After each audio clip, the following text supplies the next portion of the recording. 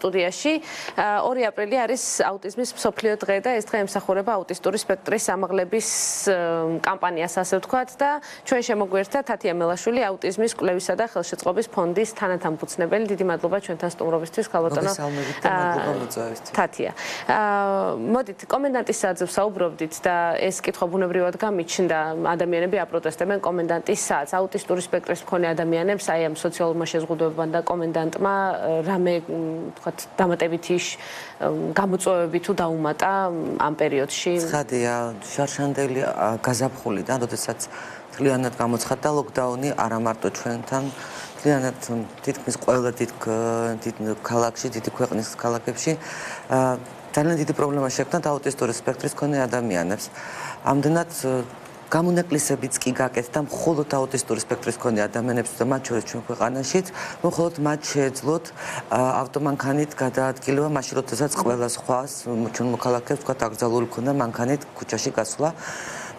ეს ჩაკეტილობა არის ყველაზე დიდი შიში, რაც ჩვენ მშობლებს გვაქვთ ხოლმე ზოგადად.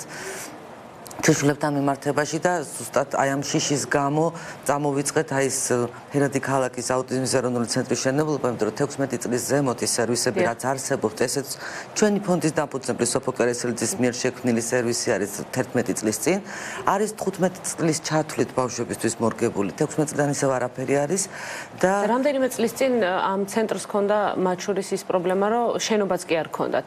არ გვაქვს, ეხლაც ვაშენებთ. ეხლაც არ არის, ანუ ეხლაც მშენებლობის პროცესში არის. ეხლა ვარ მშენებლობის ეტაპზე და ეს ცენტრი აუცილებელია იმის, რომ 16 წლის ზემოთ მოზარდიდას დასრულებულ აუტისტებს ჰქონდეთ შესაძლებლობა მიიღონ მათთვის აუცილებელი სერვისები, ისწავლონ დამოუკიდებლად ცხოვრება, იმიტომ რომ მშობლები ყოველთვის არ ვიქნებით. ჩვენ ერთ დღეს მათ უნდა შეძლონ ჩვენ გარეშე დამოუკიდებლად არსებობა. თითოეულმა თქვენგანმა ალბათ საკუთარ თავზე იგრძენით აი ამ პანდემიის და ჩაკეტილობის დროს რა საშინელი შეგრძნება, როდესაც არსად გაქვს წასასვლელი, ვერავის ვერ ეკონტაქტები, ვერავის ვერ ნახულობთ და დარჩიულ ფუნქციოდ. აი ამ ადამიანებს სწორედ ეს ემუქრებათ აი ამ ფერადი ქალაქის გარეშე. სწორედ ამიტომ ჩვენ მეგობრებთან ერთად ძალიან ბევრ ჩვენს თანამოქალაქესთან, ბიზნესის წარმომადგენელთან, სხვადასხვა სახელმწიფო სტრუქტურების წარმომადგენელთან ვცდილობთ, რომ ავაშენოთ ეს ცენტრი, რომელიც რეგიონალური მასშტაბის კომპლექსი, მას ანალოგია არ აქვს ქვეყანაში რეგიონში და იგი ითვალისწინებს. რამდენ ადამიანზე იქნება გათვლილი? მინიმუმ 300 ადამიანზე ერთდროულად.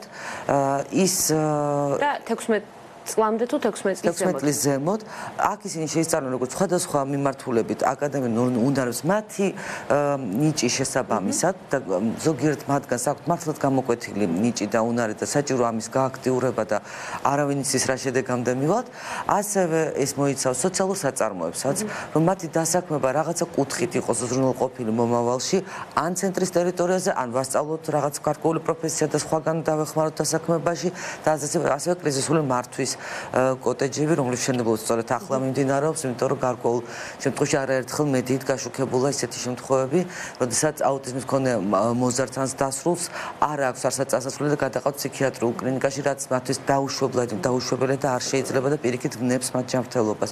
ამიტომ ეს აქციაც, რომელიც აი ეს ფერადი ჩანთების აქცია, კამპანია მიაქვარ, ემსახურება ამ ცენტრის მშენებლობას, ანუ მთელი შემოსული ფული აქეთ მიემართება. სოციალურ გვერდზე, Facebook-ზე, მერაკის გვერდზე ვინც შეგრძანდება და მესენჯერში მოითხოვს ამ ჩანთას, მას ექნება შესაძლებლობა ძალიან სწრაფად და ეფექტურად ჩაერთოს. წაწერა მე აქვარ, რომელსაც აწერია, აი აქეთ ქვემოთ იყო ადრეს სტიკერები, კიდევ რა იყო?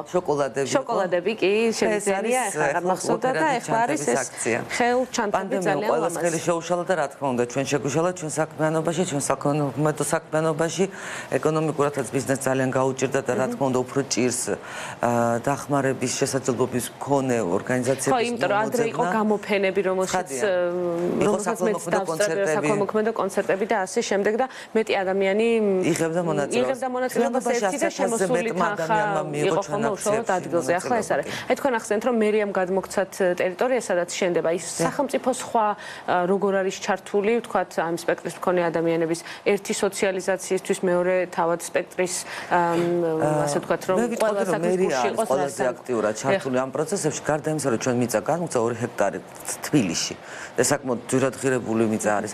ამას გარდა თითოეული ბავშვის აუტიზმის თერაპიის სერვისი, ABA თერაპიის სერვისი ფინანსდება მერიიდან. ეს არის 400 ლარის ოდენობით თვეში და როდესაც საპილოტო პროგრამა დაიწყო 2015 წელს და 250 ბავშვი დაიწყო, ხა უკვე 1300 ბავშვზე ავიდა. მოთხოვნილება ძალიან დიდია. უზარმაზარი შეიძლება ითქვას და ცენტრების არსებული რაოდენობაც ვერ აკმაყოფილებს თხოვნელთა საჭიროებებს, ანუ ვერ იღებენ ყველა ბავშვს და მომლოდით არის იგიც ამიტომ გრძელია. რეგიონებშიც მე რამდენადაც ვარ საქმის კურსში არის გარკვეული ესეთი ცენტრები გახსნილი ყველა ქალაქში არის. აი რა ხდება რეგიონებში, იმიტომ რომ არის ტენდენცია მათ შორის რომ ცენტრში მოდიან მაინც, იმიტომ რომ აი ცენტრები აქ არის თბილისის მერია ფინანსებს ახასიათებს ნამდვილად.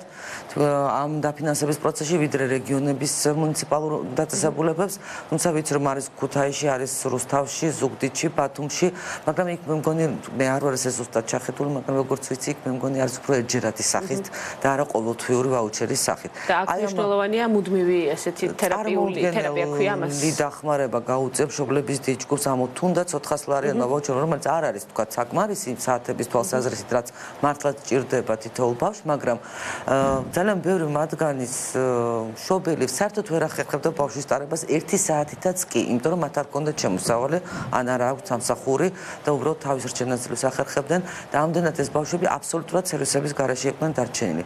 ამიტომ ვამბობ, რომ აი ამ ვაუჩერულმა სისტემამ, რაც შემოიღო მერიამ, ძალიან გაამართლა და ფაქტ სახეზეა ყოველწლიურად მატულობს დაფინანსებული ბავშვების. მაგრამ აი კიდევ რა საჭიროებები არსებობს, რომელიც შეუძლია ვთქვათ, რომ სახელმწიფომ გაწიოს, ან როგორ შეიძლება რომ გაწიონ, იმიტომ რომ პროგრამებია განსავითარებელი, მათ შორის უკვე მოზარდი და ზრდასრული ადამიანებისთვის, აუტიზმის მქონე ადამიანებისთვის, იმიტომ იქ უკვე სხვა ტიპის სერვისებია საჭირო, სხვა ასისტენტის მომსახურება, რომელიც თქვა სკოლებში უკვე დაიშვა, მაგრამ ძალიან ძნელია კადრების მოძებნა, იმიტომ რომ სკოლები რამდენად ადაპტირებულია თუ არის? მეტნაკლებად თვითონ პროექტის თვალსაზრისით დამოკიდებული? იცით როგორ არის? კანონმდებლობით ძალიანაც კარგად არის გამართული, მაგრამ პრაქტიკაში ეს თვალ კარგად ვერ ხორციელდება, რომ კადრების კატასტროფული სიმწირეა.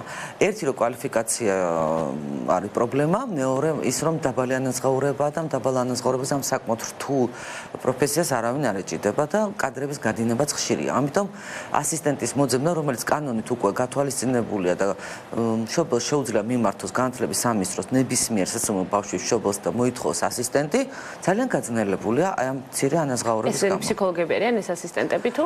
როგორც წესი ისინი არიან ფსიქოლოგები, თუმცა მე როგორც სპეციალიზირებული ფსიქოლოგები არიან, მაგრამ მე როგორც ვიცი, დაიშვება ალბათ გამონაკლისები, რომ სხვა ტიპის პედაგოგებსაც შეეძლოთ აი ამ პრაქტიკის და გავლა, კურსის გავლა და მათ შეეძლოთ აი ამ სპეცპედაგოგის ფუნქციის, ან ასისტენტის ფუნქციის შესრულება.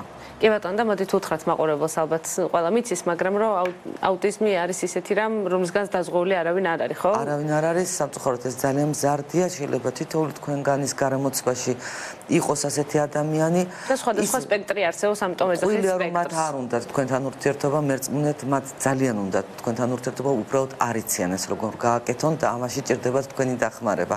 და ეს ფერადი ქალაქი, რომელსაც ჩვენ ერთად ყველანი ერთად ვაშენებთ, მთელი საზოგადოება, იმიტომ რომ 100,000-ზე მეტ ადამიანს აქვს ჩვენს აქციებში ჯამურად მონაწილეობა მიღებული, ემსახურება სწორედ ამას, რომ მათ შეძლონ თქვენს გარემოცვაში, თქვენი დახმარებით თავისუფლად ადაპტირება და ცხოვრება. და მე დარწმუნებული ვარ, ეხლაც ბევრი თქვენგანი ჩაერთვება აი ამ ჩვენი ფერადი ჩანთების აქციაში. და სად იყიდება ეს ჩანთები? სოციალურ გვერდზე მერაკი არის ესეთი კომპანია, რომელსაც მისწერთ, ან მის ეს მაღაზია მდებარეობს პეკინის გამზირზე და თქვენ ისინი დაგეხმარებიან და უკვე სოციალურ გვერდში შესაძლებელია მესენჯერის საშუალებით მათ დაეკონტაქტოთ და გამოიწეროთ. კი ბატონო, და რა თანხა არის საჭირო ამ ფერადი ქალაქის?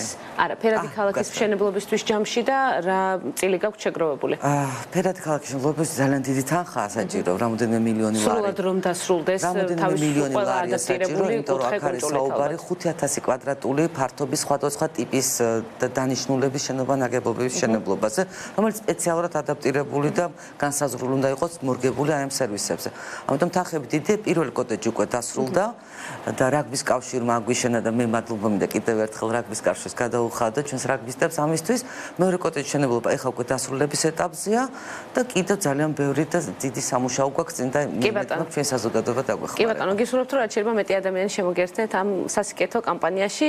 მე აქ ვარ, ჩვენ აქ ვართ. დიდი მადლობა თათია ჩვენთან სტუმრობისთვის წარმატებას გისურვებთ. დიდი მადლობა ჩვენს მაყურებელს რომ იყო ჩვენთან ერთად. შევხვდებით საღამოს უკვე აქციიდან, სადაც ადამიანები აპროტესტებენ კომენდანტის საცს.